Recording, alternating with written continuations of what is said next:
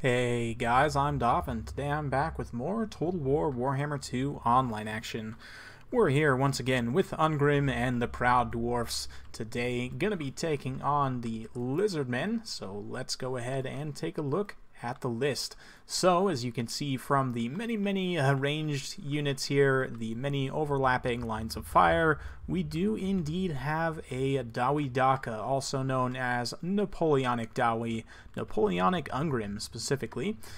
So we've got Ungrim Iron Fist here, stripped of all his abilities to make him as cheap as possible. Thane with just the Tormentor Sword, Peak Gate Guard, and the Norgrimling's Iron Breakers as elite infantry options. The Peak Gate Guard are going to be the sweeper position, and Norgrimling's Iron Breakers are holding down the front and center. We've also got 4 units of miners, 2 on each flank, 2 units of thunderers, as well as 3 Trollhammer torpedoes, or no, just 2 Trollhammer torpedoes. We've also got 2 cannons and this single Bugman's Ranger here in the center. So let's go ahead and take a look at the Lizardmen army. We've got Lord Mazdamundi here up on Slack, going to be a super tank. We've also got a couple units of Kroxigors, a couple units of Skink Cohort up front with 4 units of Saurus Warriors, no shields. We've also got plenty of Feral Cold Ones out to the flanks to act as a flanking force. These guys do nice armor-piercing damage for how cheap they are. Not the best combat stats, but a 40 charge bonus with decent weapon strength. They do have a low model count, but still 90 armor. Overall, a pretty solid unit for the cost. Like my opponent's army overall. One issue he's going to face is that it has a lot of large entities, and specifically a lot of large armored targets, which is what my list is more or less made to counter. So let's get some cinematic action as we see the Dawi guns popping off in the distance, making some solid contact with Mazdamundi. Obviously, he's going to be priority target number 1 as an absolute meatbag with 7,000 HP up on this monster here. He's got a lot of health to work through, especially considering how much healing he can take. Looks like he did take Apotheosis. Looks like Comet of Cassandora and Curse of the Midnight Wind are going to be the other ones. Comet of Cassandora is a pretty severe damage bombardment spell, very good in the area of effect. Curse of the Midnight Wind, of course, going to be very good in this matchup, helping Saurus deal with dwarf infantry, but you can see blasting charges being unleashed here. Fortunately, it is only on skinks, unfortunately I should say, for me. Fortunately for my opponent. The Kroxigors also getting in there right on the Norgrimling's Iron Breakers, as well as getting that nice Curse of the Midnight Wind, but the Norgrimling's Iron Breakers do have 82 melee defense, so even those Kroxigors you can see are doing very little damage. Meanwhile, in the backline, we're trying to protect from the Feral Cold Ones as best we can, kind of zoning over here with these miners. This side of the battlefield is relatively safe, so we're able to turn in and fire relatively unopposed here. So let's grab some cinematic slow-mo action as these guys pop off shots. I said slow-mo, but we're actually going to keep it in full speed here. You can see the Saurus Warriors getting into the front line, Norgrimling's Iron Breakers holding out very stoutly. And honestly, these Trollhammer torpedoes are going to be the biggest issue. My opponent realizing that, trying to pull through to the second line here. Unfortunately, the Thane is going to drop that. I believe he already had dropped that Tormentor Sword to freeze these guys in the front line.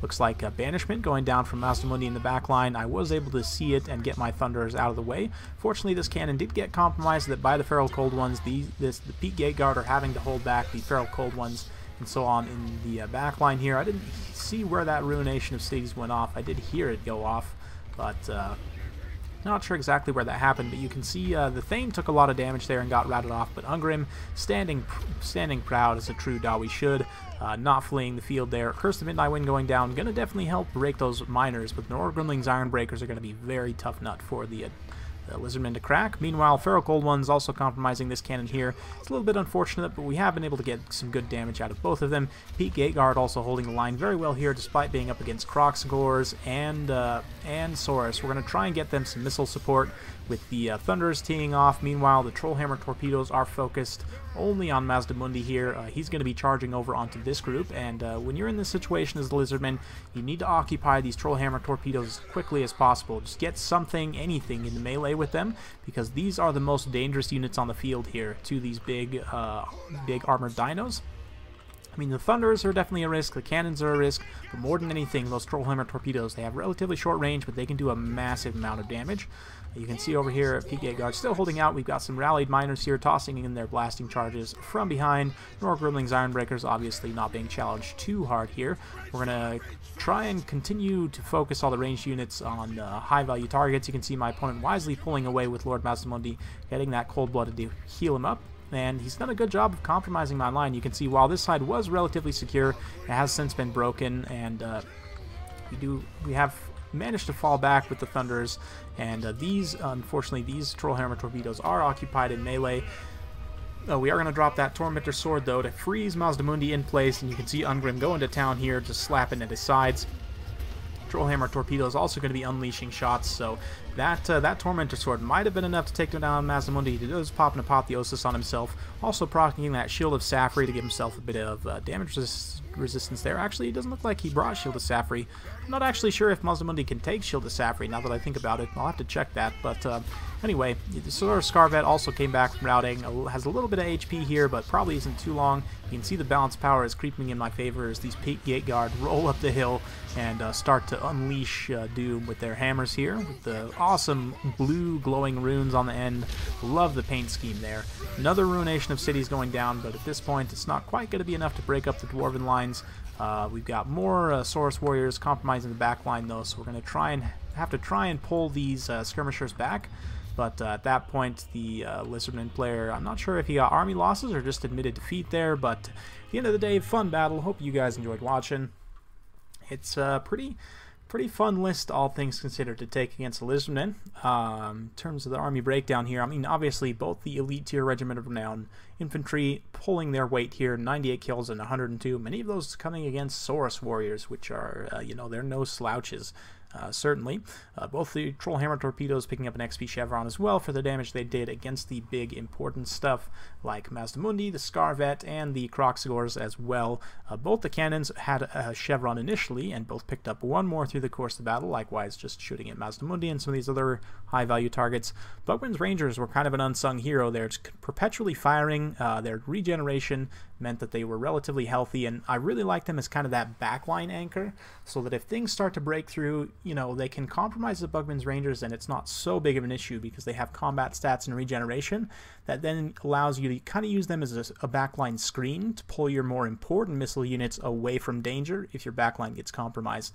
And in that role, they can definitely do well. They're also fighting up against skinks and things like that a lot of the time as well in melee, so you know, definitely like them for that role. For my opponent here, I mean, the Cold Ones were able to get in certain situations pretty well. They're a decent flanking unit for how cheap they are, but I would have liked to have seen the Saurus Warriors probably get shields, or else just go cheaper and go all Skinks and Croxigors. Honestly, it's tough. It's a tough matchup for the Lizardmen. So yeah, it's just something that the Lizardmen struggle with, is they're a little bit slow unless you take like a full Skink army, which is a little bit abusive in some people's eyes. It's still,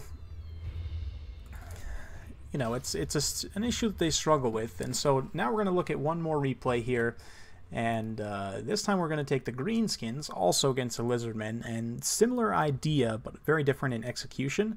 This is actually a list I've ripped more or less from Slate X. I'm not sure if this is exactly how he took it. I may have made a couple modifications here or there without realizing it. I didn't remember exactly what it was, but this is more or less the idea here. So we've got Azag the Slaughter. I brought Spirit Leech and Soul Blight. No Fate of Buna here because I'm trying to not use it because I think it's the most boring and worst spell in the game. We've got 4 units of Savage Orc Biggins, 3 Meat Shield Gobos with the 2 Regiment of Renowns. We've got the Warlords Boys and the 8 Peak Loonies. Rusty Airs, of course, with the 4 Orc Air Boys. We've also got a Night Goblin Shaman just exactly for this to help snipe out these Skink Chiefs. We've also got a unit of Broken Tusk Mob here, the Regiment of Renown Orc Boar Boy Biggins, and Spider Rider Archers and Mangy Marauders. For my opponent's list, he's got a front line of Saurus Warriors with shields, Skink Priest, Lord of Heavens up on a Stegodon. He's got a Temple Guard, Chameleon Skinks out to the flanks, it looks like. One in the back line and one out to the flank. Also got some Feral Cold Ones, Skink Chief up in the air, and yeah, relatively standard list, some Skink cohorts out to the flanks. and we'll see how it does. You can see from the timer on the battle that this is probably going to go a certain way, and it has something to do with these shooter boys here. So let's see as they start to unload shots. I haven't given them a specific order yet to focus fire, but the idea here is we're going to stack the Rusty Error effect and Azag's Soul Blight to give a minus 60 armor in total, and then just unload with all these missile units into a single target. You can see Broken Tusk Mob easily dealing with the Feral Cold Ones. That's kind of a unit that they were designed to beat down. So we're able to win that flank pretty decisively, and then here comes the Soul Blight in the front line. You can see the goblins were able to be routed off by the Saurus warriors relatively easily. Now Krokar is going to try and get into the back line here, but just look, because I have such a wide missile line and it's not going to all get compromised at the same time, Krokar is going to attack this unit of Orc Airboys, and then everybody else is just going to turn around and start shooting. So you can see them all starting to unload shots here, and we're also going to use the Broken Tusk Mob to try and pin Krokar in place. He does pop that Sacred Spawning Zodal and the Switch to Savitzel to try and get back to the front line. It looks like he's trying to goon Azag potentially, but anywhere he goes within this entire field of fire, it's going to be big trouble, because all these Orc Airboys and the Rusty Airs are going to be shooting at him no matter what. So we're going to drop a Wog here to buff up the Broken Tusk Mob, and then they're going to continuously unload in him, and Krokar honestly is going to take so much burst damage in this situation that he won't be able to hack it, and he is indeed routing. Just look at the amount of damage that's going down from those Orc Airboys. Man, the more I use these guys, the more I'm digging them, because they have really nice missile damage. 6 armor piercing overall, and then you stack that with the armor sundering effects from the various different things you can get as the greenskins, and Krokar is shattered, straight up shattered. So now with the Soul Blight active, we're going to turn our attention to the Skink Chief, Lore of Heavens here, and watch as the Dakka flies in. Man, look at all of these arrows. Holy cow, that's just such an insane volume of fire of all these greenskin missiles, and you better believe that this Skink Chief, or Skink Priest rather, is in a world of hurt, already routed off, and probably just going to be straight up killed here. Oh my goodness, look at the burst damage there. And the Soul Blight definitely playing a big part of that. I am a big fan of stacking armor debuffs, so I very much like using this list to that effect. At this point, the Temple Guard are really the only high-value target left, so we're going to get all the Dakka units trying to focus into them. A few of them looking like they opt to fire at the Skinks instead, but we'll soak up some cinematic action of these Savage Orc Biggins fighting the Temple Guard in the pits as this battle wraps up here. But yeah, with the loss of leadership, obviously poor lizardmen are not going to be able to stand up to this, and yeah, the more I've used similar lists, I mean, with the with the greenskins, with the dwarfs, Empire, others, you know, you can do similar things with just armor-piercing missiles, stacking armor debuffs, and then just using overwhelming missile fire. But it's one of the issues with the lizardmen is those big dinos, generally, not always, other than the Carnosaurs, are all pretty slow. And lizardmen infantry aren't that fast either, at least Saurus aren't. Skinks are pretty quick, but they don't have any... Well, I guess they do have the cold ones, but the cold ones are not super fast. They don't have any fast attack units, like really fast. So you can kind of outdo them in the mobility phase, and just overall as an army, they aren't super fast. They tend to be generally pretty slow just because Saurus are not that fast.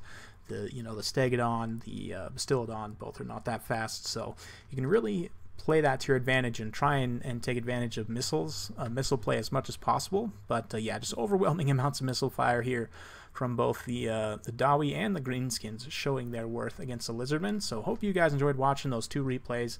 Let me know your thoughts in the comments down below. If you do like this kind of content, be sure to like, subscribe, hit that bell notification button, so every time I upload a new video, you'll be notified. Thank you very much for watching, and we'll see you next time.